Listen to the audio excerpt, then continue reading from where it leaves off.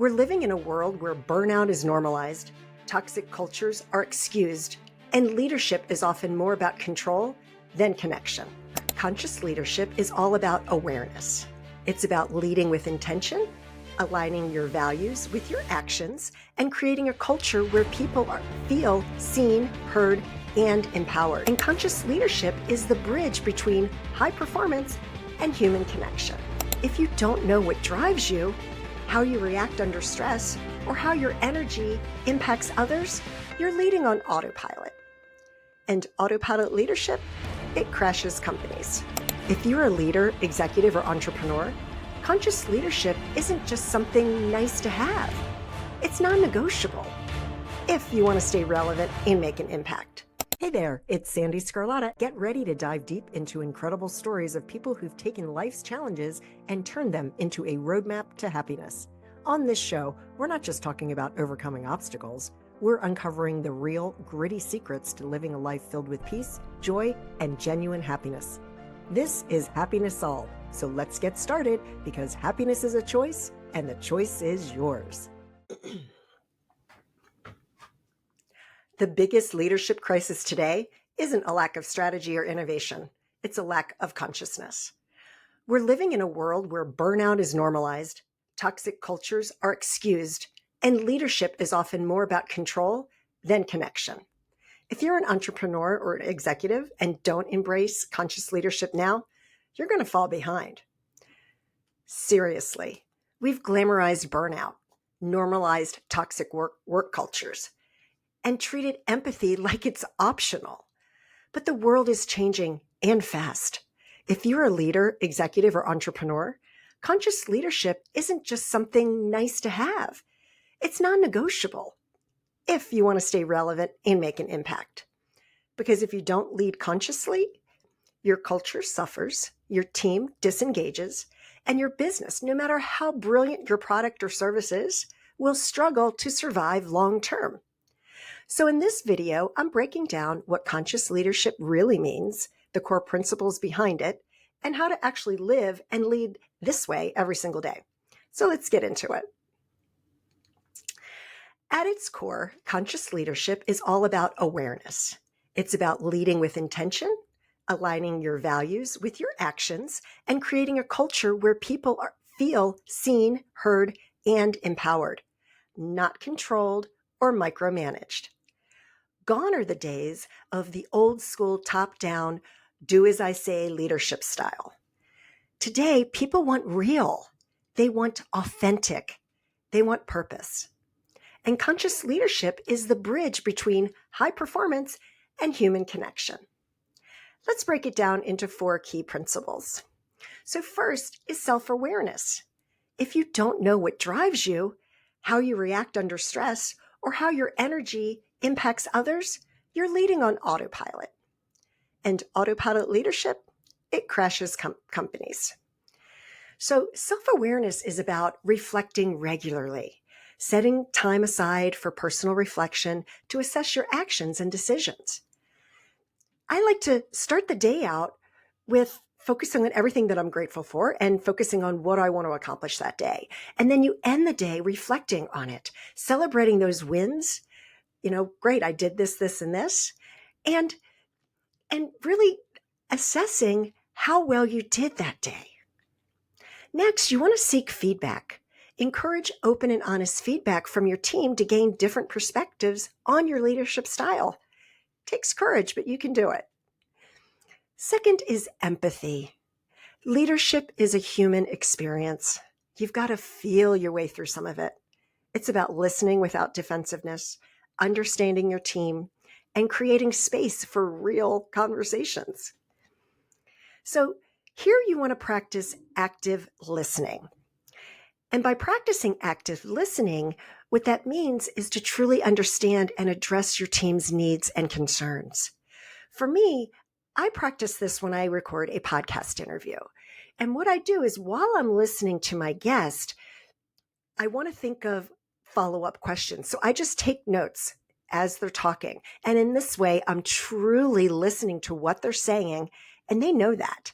And then when they're finished, then I can come back with follow-up questions. The alternative is to think about how you're going to respond. And when you do that, you're not listening to them. All you're doing is thinking about your next response. So it's important to just really listen to them. And next is that personal connection.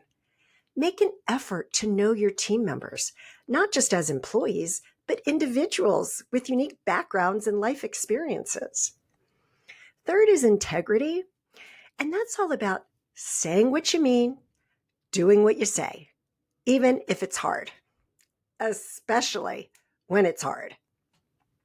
Your people are always watching, and consistency builds trust. So they're going to watch you, and when they see you consistently showing your integrity, they're going to trust you even more. So the way to reinforce that integrity is make sure you have transparent communication. So be open about your decisions and the reasons behind them, especially when the decisions are tough. Consistency, pretty simple. Just ensure all of your actions and company policies are aligned with your core values. And as long as that consistency is there and there's that alignment, that's where the integrity is going to reach a high level. Finally, inclusivity. When people feel safe to be themselves, they perform better, period. Conscious leaders actively create spaces where every voice matters and every perspective is valued. So how you can enforce that is to actively seek to build diverse teams that can offer a range of viewpoints and solutions. And also involve various team members in the decision-making process to harness that collective wisdom and insight that is so valuable to your organization. So how can we build this kind of culture? You want to start with a clear vision and core values that actually mean something. Then live them out loud. Encourage open communication. Create rituals that support mindfulness and reflection. Offer opportunities for your team to grow, not just professionally, but personally. So important. Remember, there's your personal growth and professional growth are one and the same. So culture isn't just ping pong tables and kombucha, right? It's how your team feels on a Tuesday morning when they log in, and you set the tone. So first, you want to set the foundation with vision and values. A conscious culture is rooted in clearly articulated visions and values that resonate with every member of the organizations. These ought to reflect your commitment to ethical practices, sustainability, and respect for everyone. So, first, simply just define and communicate your core values. Ensure that your organization's core values are well defined, communicated, and understood by all team members. Next, lead by example. Demonstrate these values through your actions. This builds credibility and encourages your team to follow. You want to promote open communication. So transparent and open communication fosters trust and breaks down barriers within the team. It encourages a free flow of ideas, constructive feedback, and collaborative problem solving. So here you want to make sure you have regular check-ins. So implement those regular meetings where team members can share thoughts and feedback openly without fear of repercussion.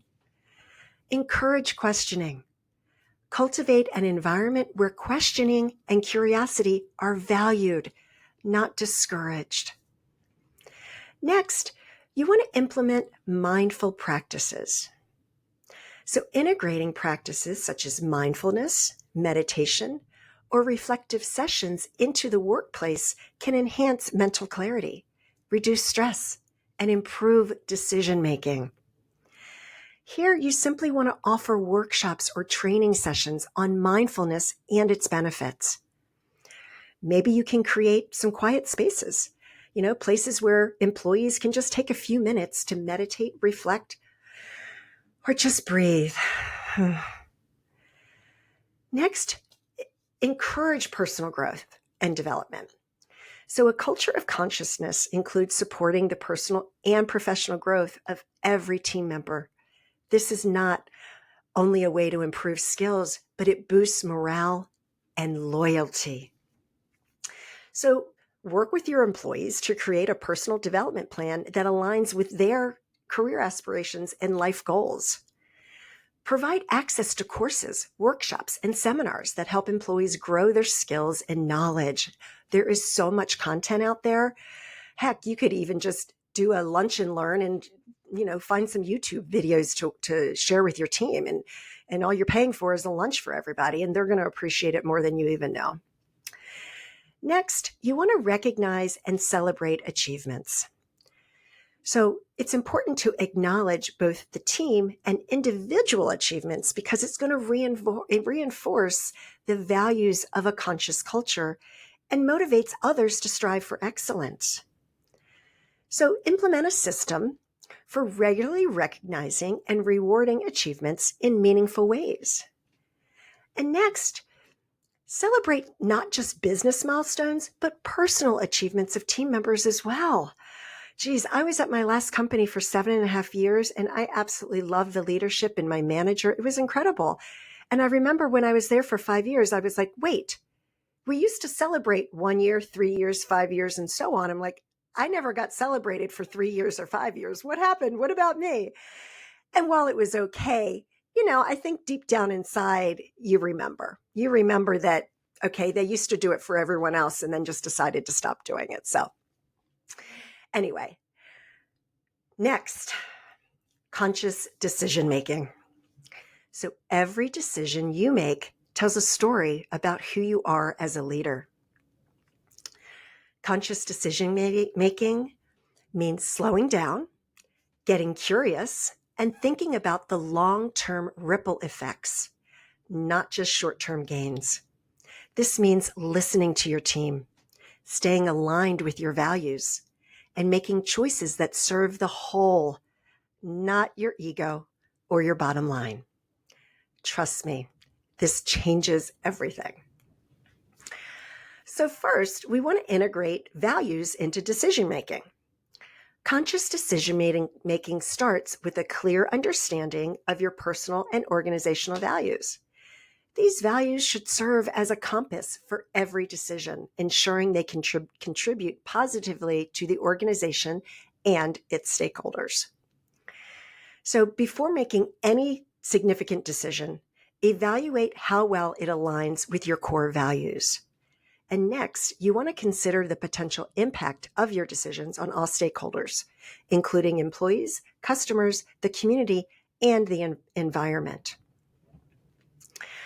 So, embracing transparency.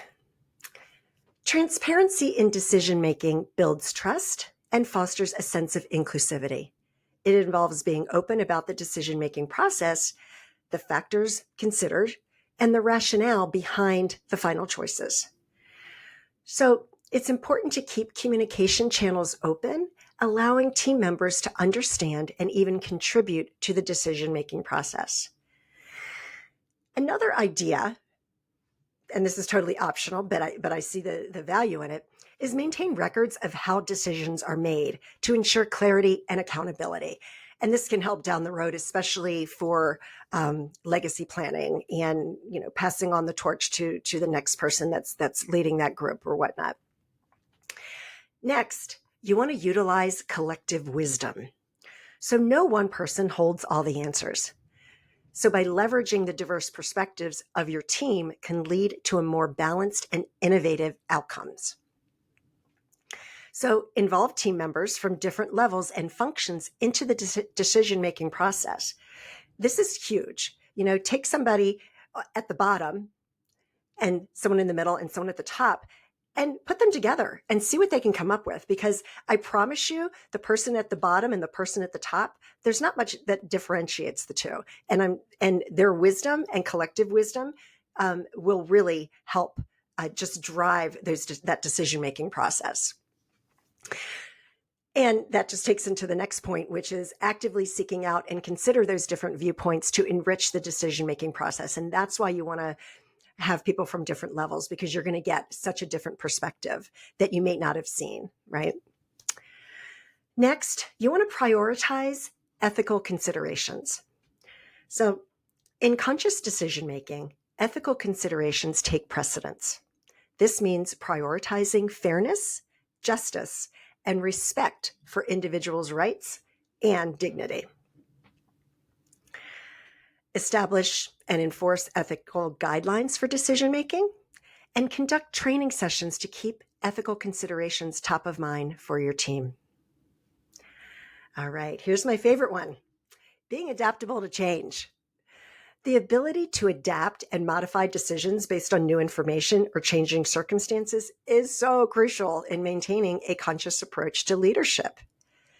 And you want to stay informed, right? Keep up to date with the latest developments that could impact your business and decisions. Next, you want to make sure you have flexibility, right?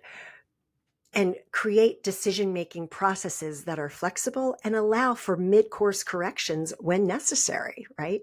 I always say life happens when we're busy making other plans, and we're always getting thrown curveballs. So maintaining that flexibility is going to be key. All right. So I'm not going to pretend this is easy, right? You're going to hit resistance, maybe from others and maybe from yourself. So this path requires vulnerability, consistency, and a willingness to do that inner work. You're going to have to choose growth over comfort over and over again. I always say, in order to grow, you have to be comfortable being uncomfortable.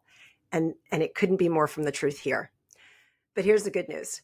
Every challenge you face on this path makes you a better leader and a more grounded human.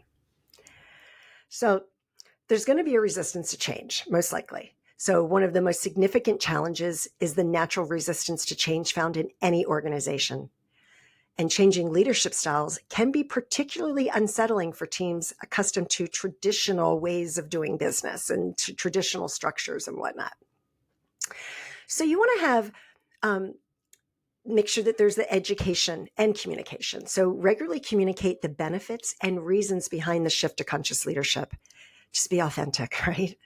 Education sessions will help clarify any doubts and showcase the long-term advantages that you're looking for. Next, and most importantly, ensure that it's small and incremental changes, right? We don't want to just rip off the Band-Aid because it's going to take time for you to adapt to this new way of thinking as well as your team. So the changes that you implement need to be done gradually to allow your team to adjust and adapt comfortably. You want to balance business goals with conscious values. So sometimes there may be a conflict between immediate business objectives and the values of conscious leadership. So finding the balance, or my favorite word is harmony, is the key to long-term success. You kind of have to weigh it all out and kind of maybe meet somewhere in the middle if necessary. So here you just want to revisit your business goals to ensure they align with your core values. This might mean redefining success metrics or business strategies. And next, introduce performance metrics that don't just consider the financial outcomes, but also social and environmental impacts. And that's what I like to call, and what are called, holistic performance metrics. Developing authentic leadership skills. So this is done by developing the self-awareness, empathy, and integrity required for conscious leadership. And it can be challenging, especially under pressure. So what you want to do, again, is regular self-reflection. Encourage leaders to engage in regular self-reflection practices, such as journaling or meditation. And again, you want to learn how to meditate, just go to YouTube. There's thousands of free videos that you can watch. Next, invest in coaching to help leaders develop the necessary skills and mindset for conscious leadership. Look, as a retired U.S. national and international figure skating coach, and now I'm a competitive USTA tennis player, I'm still hiring coaches. I hire coaches to help me with media. I've hired coaches to help me with building funnels. I've hired coaches to help me heal childhood trauma. And of course, I have tennis coaches, multiple ones, that help me improve my tennis game.